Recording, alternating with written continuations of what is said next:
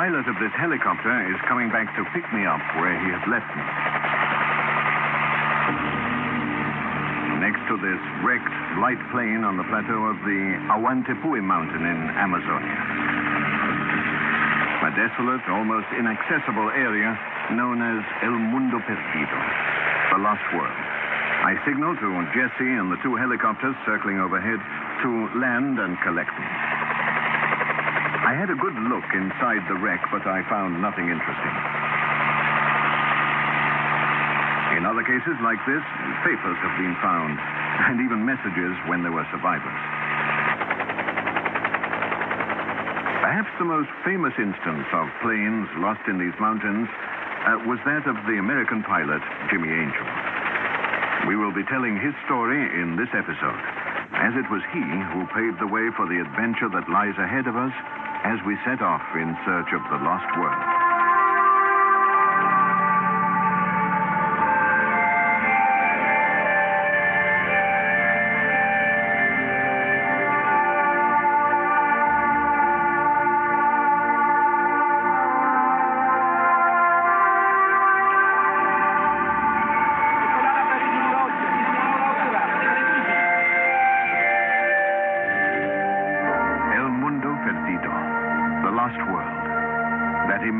Uninhabited and in part unexplored plateau of Ahuantepui. It lies above the world's largest rainforest, which includes northern Brazil, western Guyana, and southern Venezuela. An island of rock that rises out of the Amazonian jungle. Ahuantepui is as big as the whole of the Italian region of Umbria, according to this map I consult during the flight. 92 miles wide from north to south, and almost 75 from east to west. The rugged terrain of the plateau is crisscrossed by gorges and dotted with rocky outcrops, and is surrounded by sheer cliffs that soar over 6,000 feet above the rainforest below. This area of the Amazonian jungle is interlaced with rivers that are all tributaries of the upper river Orinoco. The waterway we can see below us is the Rio Caroni. And this is the Rio Churun, which, as the map shows, flows through the savanna and forest to the foot of the mysterious plateau.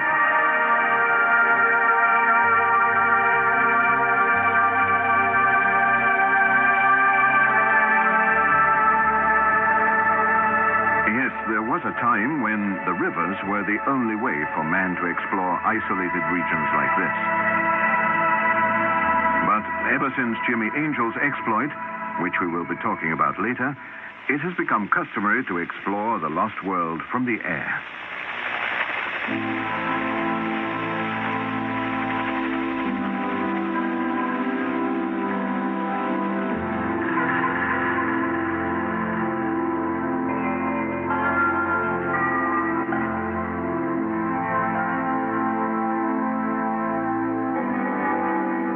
Discovery from the sky of natural environments like this that are still largely unknown can be a breathtaking experience.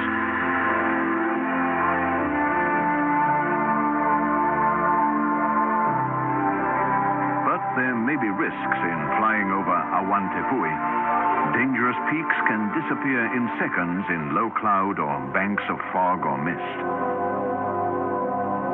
We were well aware of the hazards involved when we set out to photograph the plateau's secrets. The first being these extraordinary pinnacles known as the Sentinels. We were lucky. Mist evaporating off distant watersheds nearly always hides this view from sight.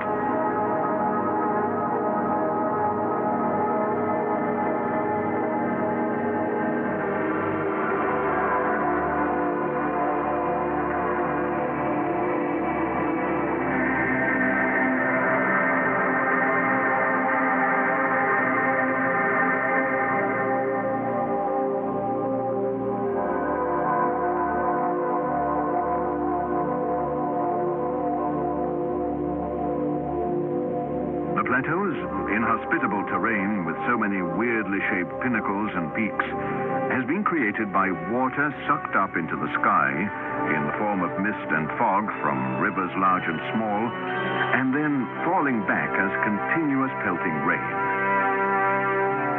A process that has been going on for millions of years, one that has eroded and modeled every peak and cliff face in such a way that this dark landscape is virtually inaccessible.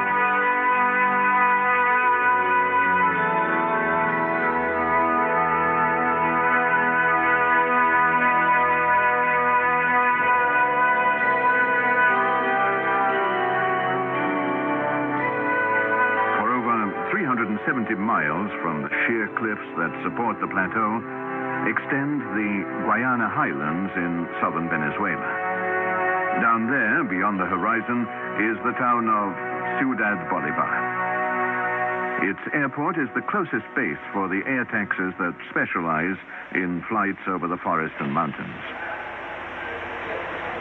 The pilots draw their inspiration from this single-engine, high-winged airplane in which Jimmy Angel, yes, we've got to him at last, challenged the skies of the lost world. He was the first man to land an airplane on the Ahuantepuy Plateau.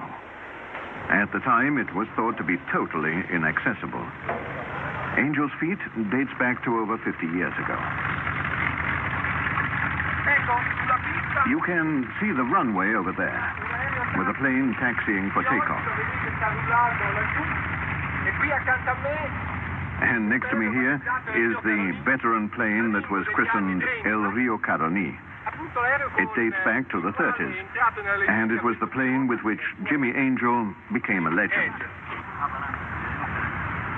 Ripercorreremo queste vie del cielo che con questo motore 9 cilindri. With its 9 cylinders and 450 horsepower, it carried Jimmy Angel through many adventures over the peaks and jungle of this area. Today, powerful helicopters and light planes designed for landings and takeoffs in the mountains make flying to the plateau a viable proposition. There is still an element of risk, but the flight is child's play compared to half a century ago, when the flying machine like Jimmy Angel's was still very unsophisticated, even though its engines had plenty of power.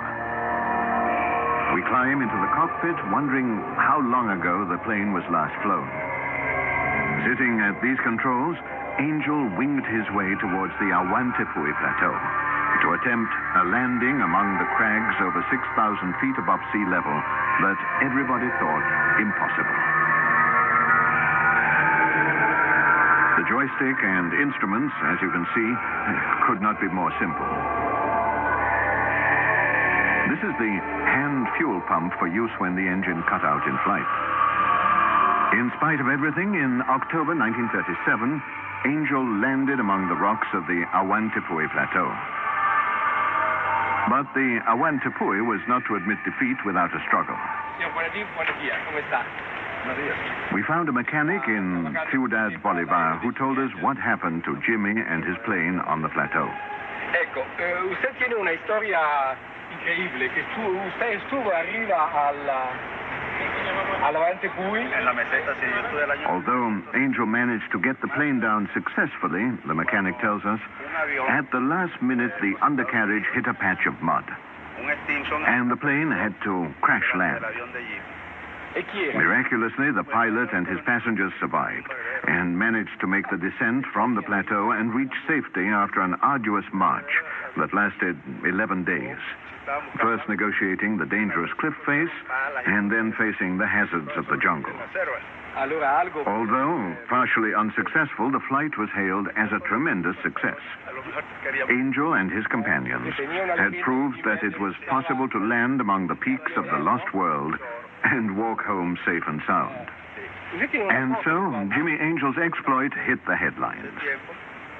This is how his plane, the Rio Caroni, looked when it was found on the plateau. The photo was taken by our mechanic friend. He was a member of the team that years later recovered the wreck and brought it back here hanging from a helicopter. The plane will become a monument at Ciudad Bolivar's airport to Jimmy Angel's feat, and to all those who, in his wake, challenged the skies of Amazonia and are known, like him, as jungle pilots. It is a jungle pilot called Edgar who is now flying us towards a rendezvous with a man who will tell us more about Angel, and who has dedicated his life to studying the mysteries of the lost world, El Mundo Perdido. We managed to penetrate the plateau's cliffs and, following the map, fly up a narrow valley.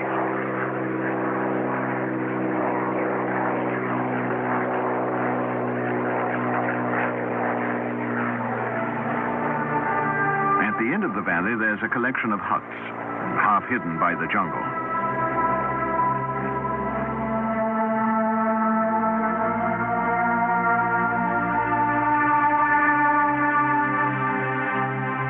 Looking for an airstrip to land not too far away from this little village of Camaracoto Indians.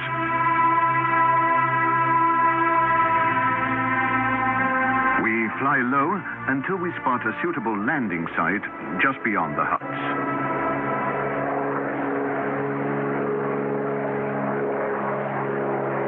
We fly in to land.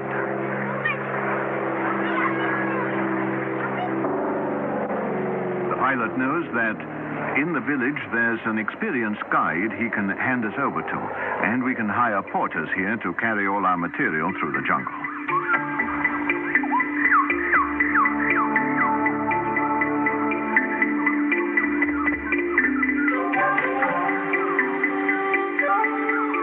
The trek through the jungle takes a whole day.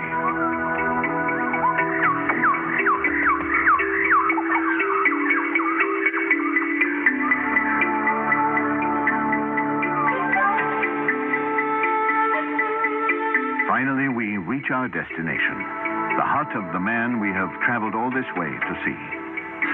He comes to meet us.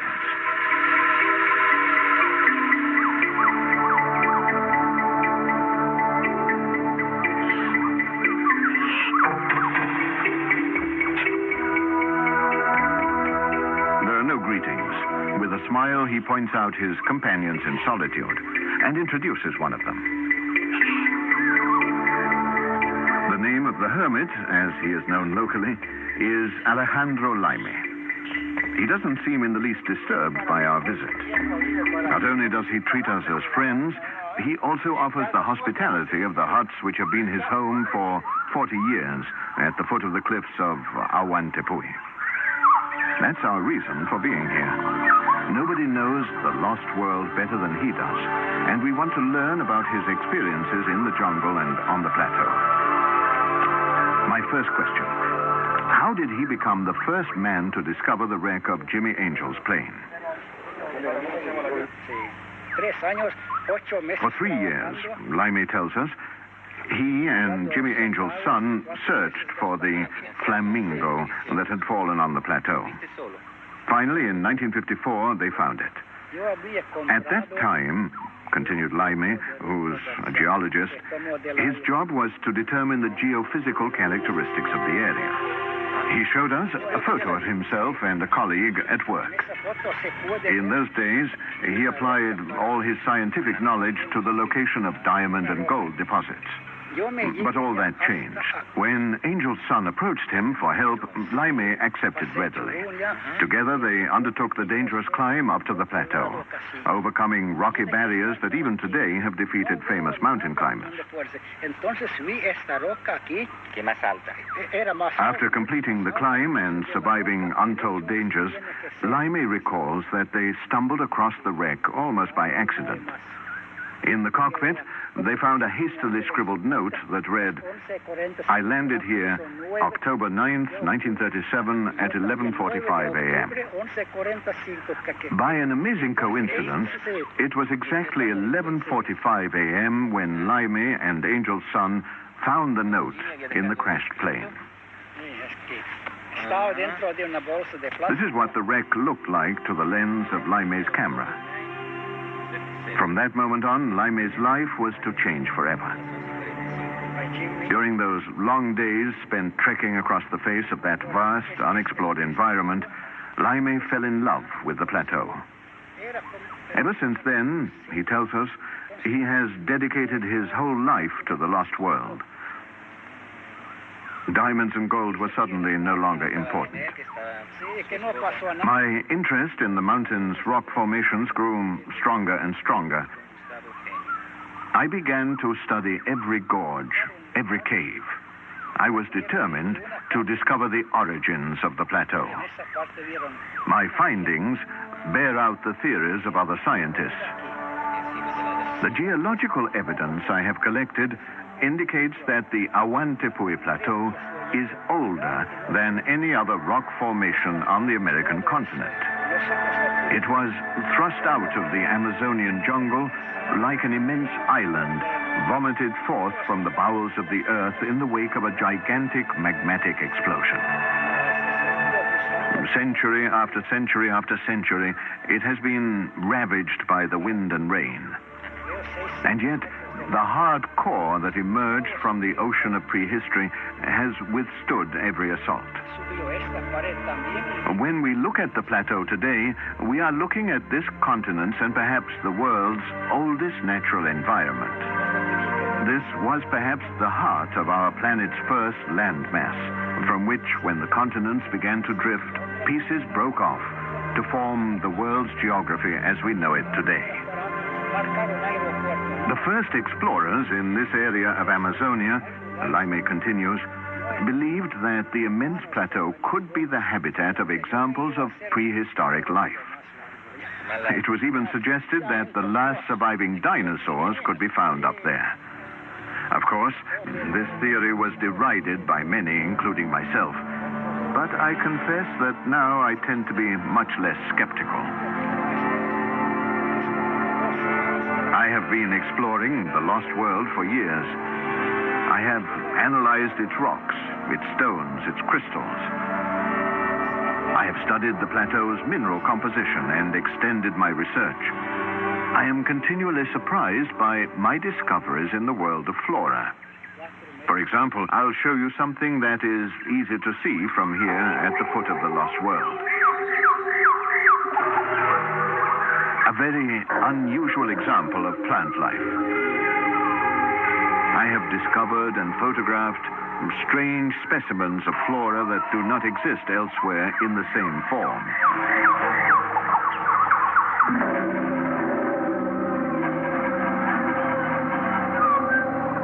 This is your chance to film some examples for yourselves.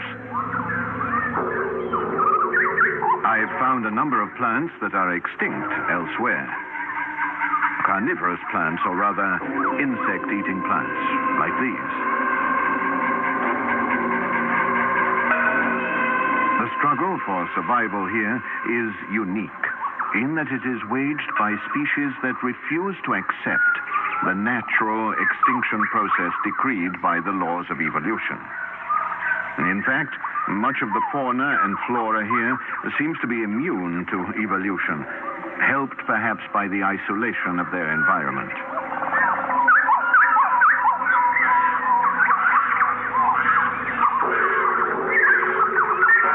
Be careful in the Amazonian jungle, says Laime, not to get a liana mixed up with a snake.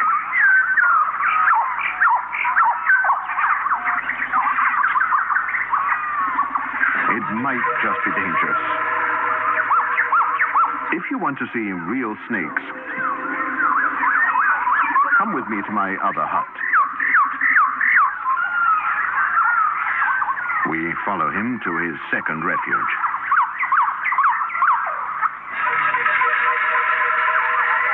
He points out a poisonous snake he's known for a long time.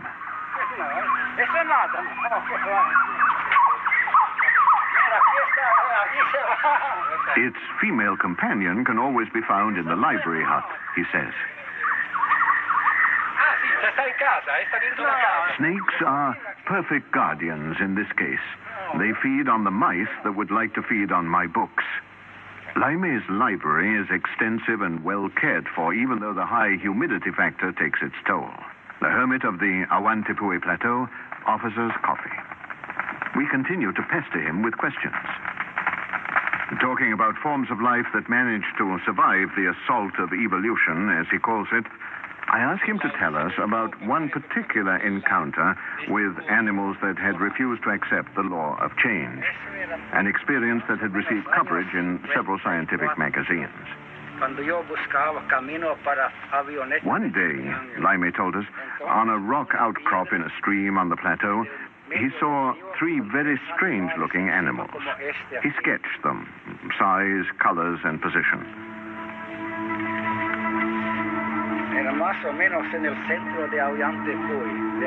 Creatures like this, he continued, can only be compared to an animal that lived 50 million years ago, the plesiosaur.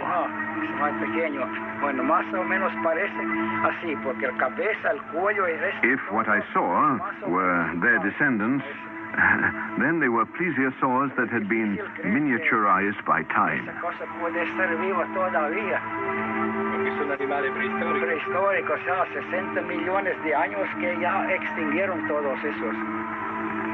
The coffee water boils on the stove. A long silence marks the end of Laime's story. Then curiosity gets the better of me. I ask him to tell us about what he calls the magical aspect of the lost world. Laime hesitates. Then he starts to talk, to reflect dreamily. I live, he says, with the ever-present sensation that in the vast silences of the boundless plateau of Awantepui, there are caves in which unknown creatures exist. I know it's difficult to believe, but, he continues, I hope to establish contact with them. I have never seen them, but I feel their presence, and they have made their existence known to me. I will go on seeking a way to communicate with them as long as I live and continue to live here. Who are these beings? I ask. They are creatures of a higher intelligence, Laime replies.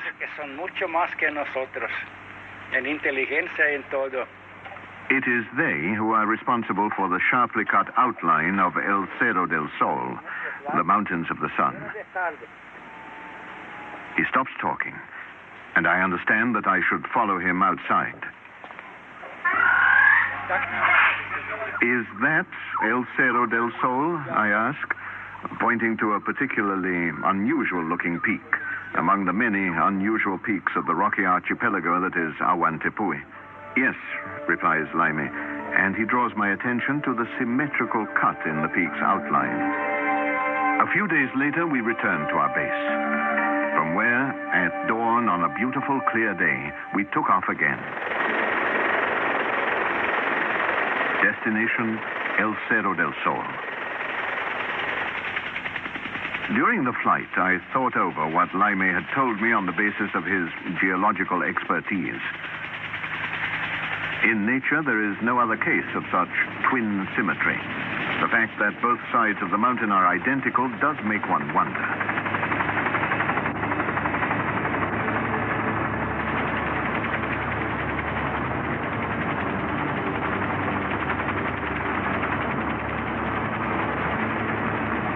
Slow erosion or a violent seismic cataclysm could produce such an enormous indentation, but would it be cut into two identical parts? As far as Laime is concerned, it is impossible that El Cerro del Sol was created with such geometric perfection by the forces of nature. Geometry is a discipline that leaves nothing to chance. Laime conjectures that the mountain symmetry is the work of beings that belong to a superior intelligence. I'm sure he thinks they were made by an unimaginable machine, perhaps a spaceship, or at least something alien from another world, or even from the future. Yes, a gigantic craft that one day landed on the largest mountain on the Awantepui Plateau, and the massive power released by its engines created the perfect indentation. In other words, The peak was a base for spacecraft arriving or returning from a distant world or a distant age.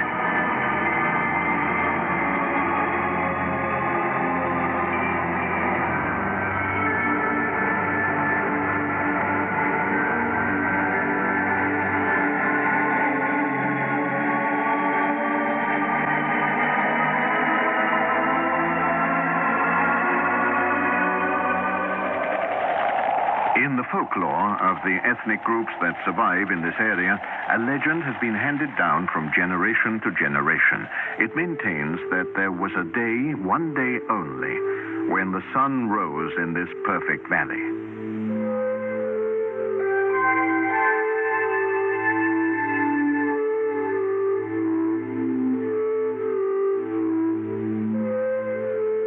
Today, the sun rises 15 degrees further to the west. Calculating the slow variation in the angle of inclination of the Earth's axis, it has been determined that the sun could have risen here about 35,000 years ago. But 35,000 years ago, the Americas were uninhabited. So there was no one living here in the jungle to see the sun rise behind these mountains. Laime's hypothesis is that the event occurred when the Indios already inhabited the valleys and riverbanks in the vicinity of the Lost World. The blinding light that suddenly appeared behind the peaks of Awantepui was the flaming trail of a spaceship, either landing or taking off. And it is of that fiery glow that their legend tells. Fantasies, hypotheses, all this is forgotten when faced with the natural grandeur of the Lost World and its unreal dimension, its kaleidoscopic play of light and color changing from one instant to the next. An instant that seems to last thousands of years, that bring countless mutations. Some of those transformations are real, physical. Others are magical, like the insubstantial form of a fairy tale castle that refuses all attempts at logical understanding. We had set out to discover the true nature of the Lost World, but we were forced to give up in the face of its inexplicable enigmas. We leave the mysteries of Awantepui, El Mundo Perdido, to be watched over by its timeless rocky sentinels.